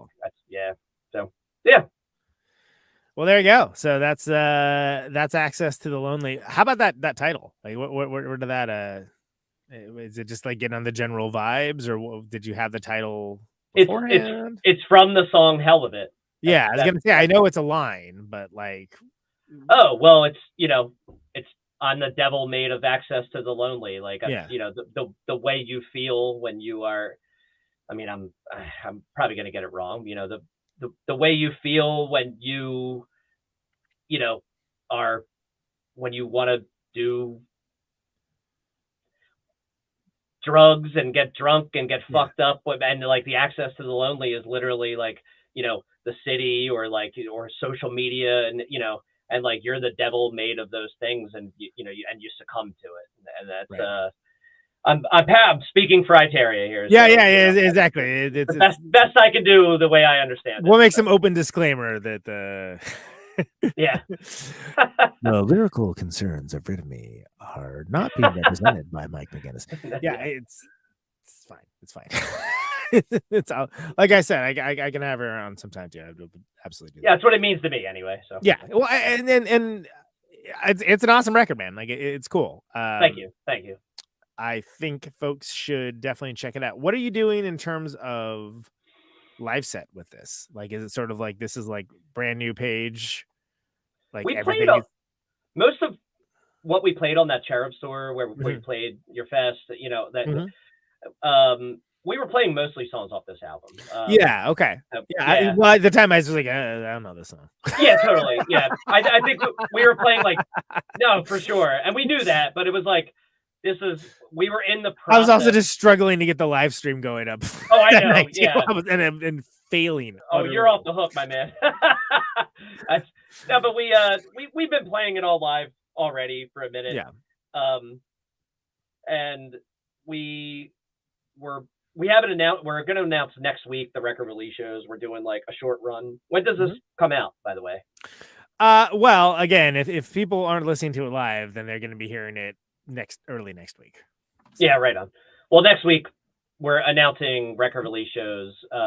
You can give me the exclusive and it's going to be okay. Yeah, it's fine. It's just 4 shows in December in Northeast, but Cherubs and Kowloon Walled City are doing them. So fantastic. Very cool. Amongst others, there's the details. I think we announce it next week, but it'll be like Richmond, DC, Philly, New York. Nice. And we're probably just going to play the album from front to back. Nice. There's a couple of the shows have a lot of bands on them, so we'll likely just shave a couple songs off like that. So that's what we'll be doing for now. Like that's going to be. That's pretty cool though, and you get to rock with your rock families. Yep, that's exactly that's the idea for sure. But you got to do that more, frankly. I know. Yep. But it's that's something I meant to bring. I mean, we've talked about the Kowloon Walled City connection, but it's like I feel like Rhythmy and Cherubs have spent a lot of time together. Yeah, well, that was one of the only bands that Low Dose toured with, and right. The way that we just had this it's just a weird way that came about. Like, you know, as I'm sure the same as you, like, you know, you probably have been a fan of Cherub since like the late 90s Oh, or yeah. early 2000s or something Yeah. like that. Same with me. And like, I just knew them as this like ultra cult band that if I like showed it to people, they were like, I don't know what this is. This is weird. Some people would catch on to it. And then slowly I was like, oh, people are suddenly into Cherubs. And then but I introduced them to Brutal Panda. So that To Infinity record was, interesting. I had showed Bob and Mike, not just me, it was actually Itarya and some of the Ladder Devils guys too. Yeah. And like The Ladder Devils, sure, kind of, but we were all friends and we sort of were like, oh, there's this band Cherubs. Yeah. And they were like, wow, this is like awesome. And then Mike he like is originally from Texas. He's like, I think I know people that know this band. Yeah. And he just happened to go back and be like, my friends from Philly showed me this stuff. And they just like connected. And like, that's how it all came about. Okay. So we became like label mates. And then I was like, oh, like I didn't know the Cherubs guys. I was like, I was just a fan, but I introduced these guys to you. And then we became homies. And it's just, but so I don't know. It's been a little while, but I think that's how it all started. It's been this weird, like little stars align kind of thing with that. So, but now they're like family, you know? Yeah. I was gonna say now at this point, it's like you're, they're just total family. I mean, they're some of the sweetest people on earth. Oh, absolutely. Yeah. And as you know, how great is it? I mean, Pete with them is fantastic. You know, like just like what a badass. He's such a great guy too, you know? Yeah. And I love that. And it's cool. I had toured with Unsane once, so it was nice to like he, you know, a couple times on that tour, he was like texting Vinny and be like, hey, I'm with Mike. Remember him? And I'm hi Vinny, you know, like, yeah. So like, it's nice. They're all just salt of the earth people, man. And that's one of the things that I love sort of about this community we have and style of music that we all play and everything is sticking around, man. Just stick around and just keep doing cool shit. And it's like real people that are like family, you know, it's, you know, very family oriented people that want to be like, that want to have connections with other good humans. And that's why I think a lot of us do this. So, yeah. And it's, you know. I feel like if people are not into that communitarian aspect of it, it's pretty easily identifiable. Yeah. I'm sure peace and love in my heart. I'm not talking about anyone specifically. I'm talking about a general ethos. Sure, yeah. I'm just saying. I'm not saying. Yeah. I'm just saying. I know. Yeah, trust me. We know. Yeah. And like, no, it's cool though. But it's nice. I feel like with this record, not to editorialize, which is basically what the show is, but I feel like you've like. It's not that you didn't have a voice before, but it's a very authoritative representation of what this band is, and I feel like it's a strong. It's not only just a strong presentation of the songs, but I feel like it's like there's a framework here that, you know, whether you make 17 records just like this or, you know, do something entirely different, it doesn't matter. Like this is a good, like this feels like a band that has now been around the block as a live band. And whatever that might be, but coming from all the lessons learned from this long incubation period, unexpected incubation period, and it's great, man. It's great to hear. Thank you. That's high praise because I think that's the way we view it. So if you know, of course you think that, yeah, but like. It's good to get some people from the outside that give you like I gotta say, like I've made plenty of albums where I don't think that and sure. You know that it's like band defining. I'm like, it's a cool album, but it's not exactly like what but this one I'm like, no, I like this is like if people want to hear the band, I'm like, please listen to this. It's a statement of intent, right? Like if you listen to this, you get a pretty good idea of what the hell it's all about, and that's nothing wrong with that at all, man. That's great. And for you to, you know, like pick up on that is like, that's high praise, you know. So thank you. Well, thank you very much for making it, and I'm glad we got to do this. Thank you for making it. You're leaving for tour tomorrow, so yeah, sure am. I mean, yeah, come see us. It's gonna be great. Yes, please. I'm like, do I need to get an oil change now, or should I do that in Kansas?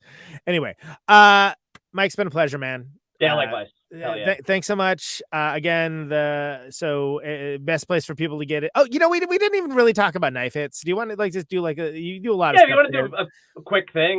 We got it's the internet. We got time. Yeah, you want sure. to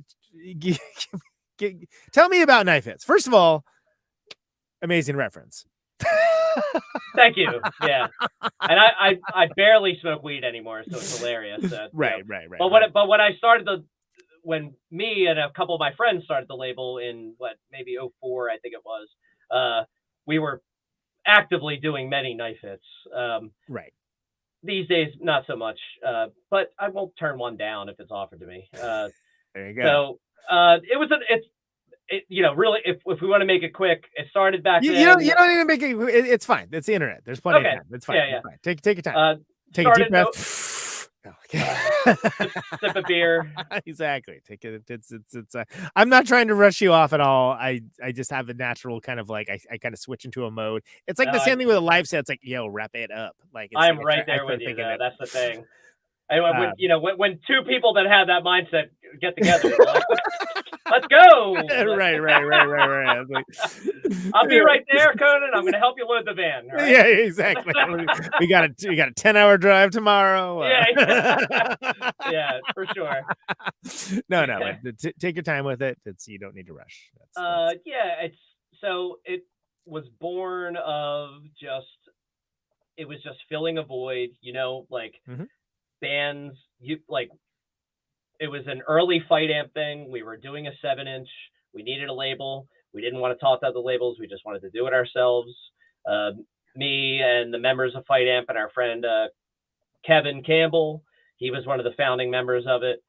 It was just to put out the first Fight Amp EP and to avoid having other people involved. And after that, shortly after, we released a few cassettes because we were like, our friends' bands were in the same boat where they were like, labels are hard to talk to. You guys seem to have at least something going on. So we did a few cassettes, and then it sort of went dormant for a while. We revived it. I revived it alongside John, who now plays second guitar, and rhythm. He was the bass player for Fight Amp. We revived it to co-release the last Fight Amp album. In, I guess that was 2015. So we co-released it with Brutal Panda, but we wanted to retain some of the control of it and the digital, and we wanted to do a cassette and a CD. Brutal Panda did the vinyl. So at that point it was revived. So when Lodos came about, we did the same thing, except this time we did the vinyl as well. The label grew a little bit more, and then it went dormant again. But then the pandemic happened, and I was sitting around at home, and tons of my friends' bands wanted things done, and I decided to make the label legitimate. And now it's as big as it's ever been. I work with a lot of bands. I have great distribution, and it's done wonders because I view Knife Hits as it's there for my friends who don't. Not only my friends or just bands that I like, or my own bands who just don't want to run through the gauntlet of certain music industry things. Right. When it comes to saying, well, what do we do with our album? Like, I can help. I can only offer very limited help. Right, where it's like, it's like help, but here's what but I can still get your stuff out there more than just if you said, let's just throw it on Bandcamp and walk away. You know what I mean? Like, no, that's real. That's very real. But I put a lot into it, and it has become like a part-time job at this point, and it's grown quite a bit, and I'm going to keep it going.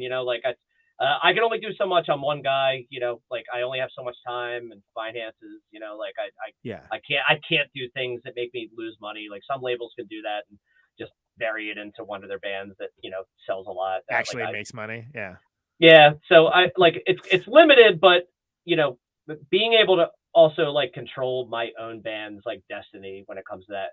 Not that I wouldn't work with another label. Like, we've had labels come knocking for rid of me and stuff, but Sure. I never would do anything that I couldn't, like, it has to be more than what I could do myself, and substantially more, not like a tiny bit more, so I guess that's what Knife Hits is. It's a way to just be able to do things ourselves, Right. and not give things away unnecessarily. Well, and have you ever been in a situation where you found that it didn't, like you weren't able to fulfill orders, or you weren't able to like do the thing that you meant to do just because you were busy doing band stuff and like No.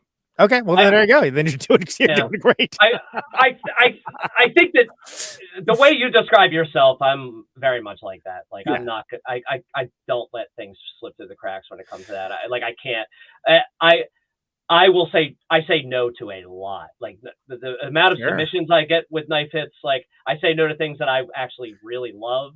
Oh, sure. Yeah. But I do that because if I go, there's a chance I can't fulfill my responsibilities here.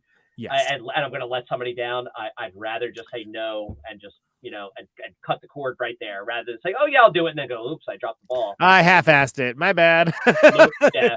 Because you think about like what it takes to even write a record, let alone record a record, let alone attempt to like release a record, and It's like a lot. the emotional investment that a band has in it, the ramifications it can have if it doesn't do like what they even meet expectations, let alone exceed. It's a heavy responsibility. Yeah. And it's something, again, everybody wants it, and not enough people are doing it because it's like that's not things that we value in this country. Make it an app or make yourself an influencer, and then you'll have all this. I know. Oh my God, right? That's so true. Yeah. Yeah, you're right. And so it's there. It's like a tool in my arsenal. Like like I recently, I had a friend hit me up. She was in a hardcore band. They recorded their last album 10 years ago. And they're like, we just want to put it out there. I don't know how to do this. And I was like, hey, like, I know you're not going to be an active band. Like, I'm not going to press vinyl for this. But I can help you. But I can get it set up. I can digitally distribute it. Like, Yeah. maybe it's worth doing a cassette or something. Like, I can at least do, because like I view my role as someone who's like, oh, you're my friend and you have this thing. You don't know what to do with it. You don't want to fight the battle of like being like, well, let me start hitting up cold calling labels and all this crazy stuff. And I'm like, that's what I'm there for. So I'm like, yeah, I'll do that. Like that's help you run the gauntlet of all this absurdity that you have to do.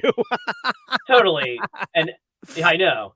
And like at the same time, like, there's some things on my label that like that I've sought out and been able to do, like I put out the only cassette version of Cherub Short of Popular. And that was me saying, hey, I noticed this was never on cassette. I would love to do that. And they were like, actually, that'd be very cool. I'm like, great. So that, it's stuff like that. I tried to do Kowloon Walled City, but Scott responded with an image of a brick. So, so that, if anyone wants to know how Scott Evans feels about a cassette tape, just take a look at an image of a brick, and that's how he feels about it. So I mean, God, you know what? Good for him. He's the only Scott Evans that Scott Evans. He's from the East Coast, and so we have that East Coast where he can send me an image of a brick, and I'm like, all right. I get where you're coming from. Yeah. I get it. I get it. Yeah, the fellow East Coast humor is definitely there. So I'm like, yep, you're right. Well, that's our bricks. it is funny because people have asked me like, would you ever put your stuff out on cassette? I'm like, not under my own power. Like I do enough. Right. Like I had to hand off the vinyl to Reiner. Like I can't do this anymore, man. I can't. Well, like it's too much for me. A lot of the way I look at a cassette is that some of the releases that I occasionally do aren't bands that are going to tour. Sure, it's a lower, right? Yes, it's a physical artifact. It doesn't take up tons and tons of space, and the overhead's lower. So a lot of people have old cars. Yeah, yes, it's something to add on to like a digital release, right? Where I could say, okay, I'm going to do this all digitally, but why not add a cassette to it? It just gives it there's a certain amount of people that can take that cassette and hold it in their hand, and it makes that release more real. Makes I it more know real. Yeah. I know it's not for everybody, and you know, People that don't like it love telling you about it too, I'm sure. totally. But it's oh my god, all the time. But it's a companion to the in 2023. It's a companion to the digital releases. Because there's something about this. Here's a card with a code on it, and you go to a thing and put it in. People are like, I don't care about that, and that is not real. That is ephemeral, and it feels ephemeral in a bad way. You know what I mean? Or like, oh, check us out on Spotify. Scan this. No, I won't do that. Well, it's the same concept. I'm not gonna. Yeah, I know. Well, no way, dude. It's like, whenever you first started going to shows, like say in the late '90s, early 2000s, there would be bands that would show up at some of the shows, and they would have a CDR, a stack of CDR demos, and they would hand them out to everybody at the show. Yeah. And I would always, or some of the bands that were playing would do that. And I would always say, if you charged $5, more people would keep them rather than throw them in that trash can right when they walked out the door. So that's Can I tell you that there was one tour the Replicator went on? We did a live session at KXLU, and we just, there was like 2 songs end up being on You Were Under Surveillance on the second record, and we were going on tour. We're like, screw it, let's just like make 100 CDRs. I don't know, we'll slap a wizard on the cover or something of it. And we sold them for like $2 each, and like sold out of them by like, a week into the tour. And I was like, hell yeah, that's great. Yeah. There's money in the bank. And of course, gas was like 5 cents a gallon. So yeah, hell yeah. Yeah. But that's real. It's just people like having like a physical artifact. And so that's it. Now, on the other side of the coin, I do like cassettes personally. Sure. I'm a cassette collector, but I'm also 38 years old. So like, it's a little bit, like I come from the time of cassettes, that's when I started collecting when I was a kid. Sure. And, but I will say every release I do 100 cassettes, and it always eventually sells out. So, and there's certain releases that I'll get to 200 or 300 of them. So, I know that's not crazy, but it's something, Look, if it's another way for people to engage with music, I'll say, hey, I could be mad about that. I wouldn't be mad at any physical format, honestly, and I love vinyl, but I just can't do it for every release unless a band says, hey, we're going to tour, right. I have done more vinyl this year, Demons, but I split it with The Ghost is Clear. Yeah. And, but that record, like, they were willing to put a foot forward for it. And, but vinyl, it's wildly expensive. It takes a ton of time. So being a one person record label, like I really have to pick my battles when it comes to that. So sure. Yeah. So everybody send your demos to Mike, and then he'll immediately do not send him demos. Don't send them to me either. No. I've had people like send me like music. I'm like, why are you sending me music? Do you not know what the show is? Like, that doesn't surprise me. Like when it's someone that's like, hey, I like the show, and like and I have these specific things about the show and like the people you've had on, and here are the reasons why, if you want to check it out. That's different. I'm talking about this blind submissions like it's a radio station. I'm like, what do you think this is? They may not know. They may not know. They probably have an Excel spreadsheet with like a freaking address in it. They push the button on the mail merge and it goes out. I don't know. I shouldn't be opening up the cloak like this, but fuck it. I'm going on tour tomorrow and I'm sick. Right on. Again, Mike, it's a great record. Folks should pick it up. Ready to meet at bandcamp.com. There's gonna be some other stuff coming up. You mentioned the release shows. Is there anything else that you want to know about now? We're about to announce record release shows nice. that right. Whenever you hear this, they'll probably be announced. 5 years from now when you hear it. We'll probably be playing with the same bands then. So, I mean, plug and play. But that's it. Just check out the album. There's a bunch of songs out now. The whole thing comes out November 3rd. Itarya is pressing all the vinyl himself.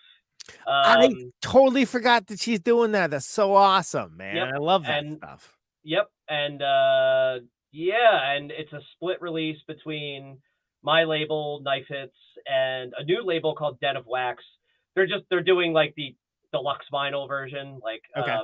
but Ooh, Knife Hits is deluxe. handling. It's pretty sick. It's it's got like that's my tie. They don't have on. It is very deluxe. A A deluxe cheeseburger. Right, exactly.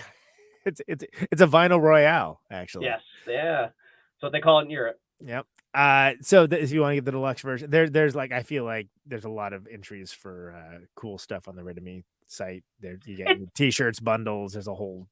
Yeah, just check out the album. It's there. It's all there. Exactly. Yep. Last question, man. Only canned question I ever ask. Choose interpret however you like, but why do you do what you do? Because I don't know how to do anything else. At least well. Keeping it succinct. Appreciate that about you, brother.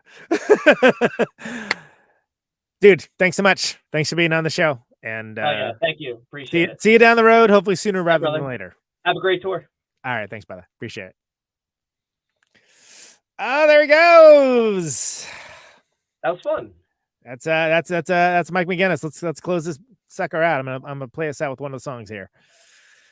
Let's hear Cut. This is good. This is a good in.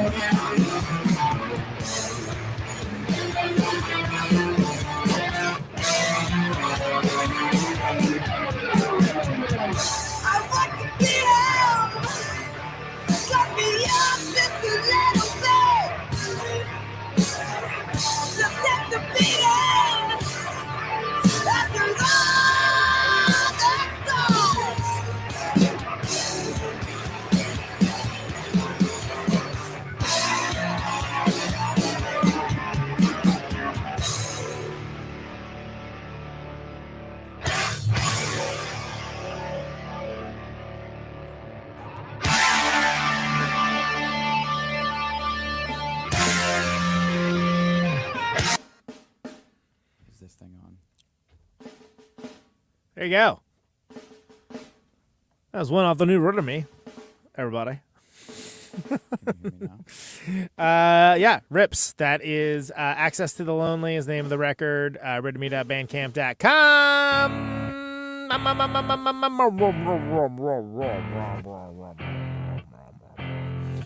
know why I'm doing that. Are we going? Go get that. It's Mike's band. It's Cut. It's the name of that song. Yeah, go see them when they go and stuff. Rad band. I like them a lot. Hey, this has been Conan Protonic Reversal. Thank you so very much for listening to it. The show airs Thursdays, 8 Eastern, 7 Central, 6 Mountain, 5 Pacific. Streaming live on YouTube and Twitch. Podcasted later, protonicreversal.com. Always free. No ads, no sponsors, no kidding. As we come to the close of our broadcast. But if you like the show and you want to get episodes sooner, you can do so at patreon.com/protonicreversal. $1 a month gets you early access. Early access, baby. And that is always available. Signing off. No shows for the next Mr. and Mrs. America.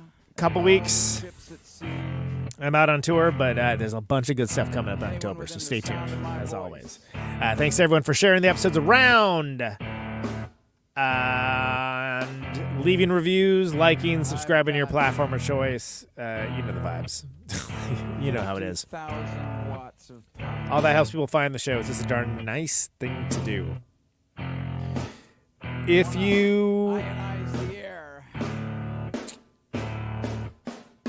want to find out more about my tour, neutronfriends.bandcamp.com, neutronfriends.com. All the shows are there. It's all West Coast. If you're not on the West Coast, sorry. See you next year. Turn sound into electricity. Anyway, thanks for listening, and Can you stay hear safe me out there. now?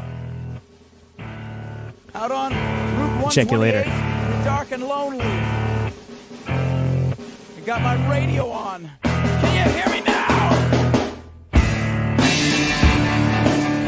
Can you hear me now?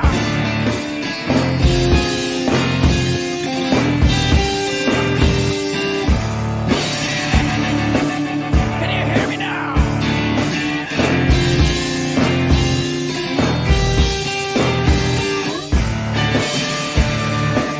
Can you hear me now? See in the radio.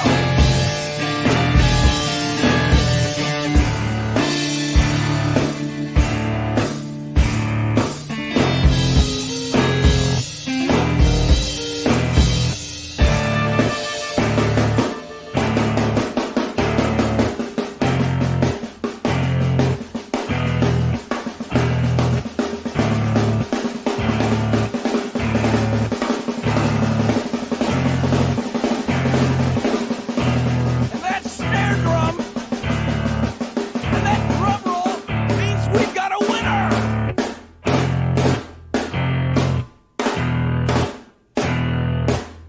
If you're the fifth caller, or any caller at all,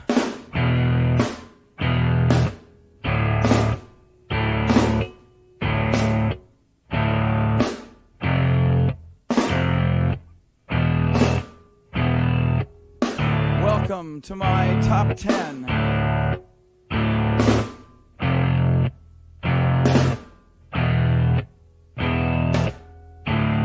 I'd like to thank our sponsor.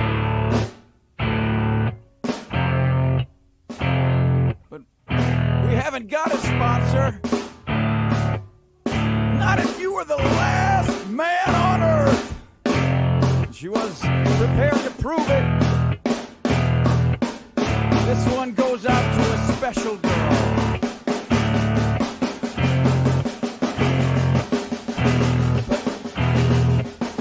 There is no special girl.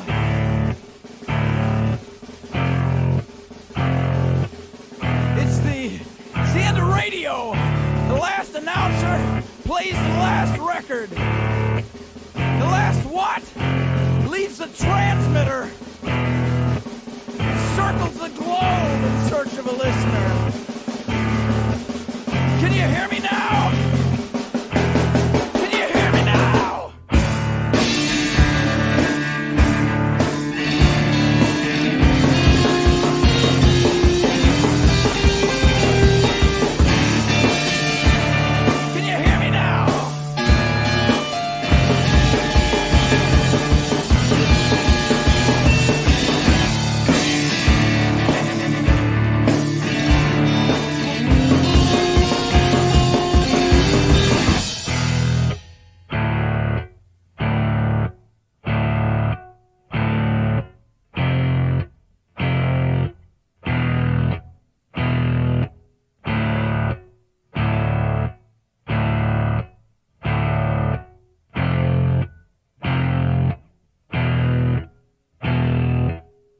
Is it really broadcasting if there's no one there to receive? It's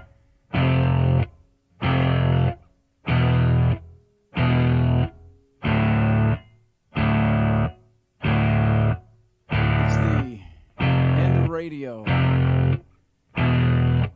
As we come to the close of our broadcast day,